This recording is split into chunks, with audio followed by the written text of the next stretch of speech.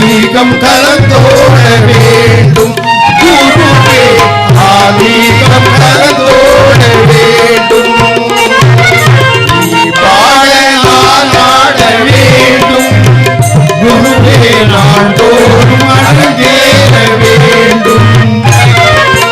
ஆன்மீகம் கலந்தோட வேண்டும்.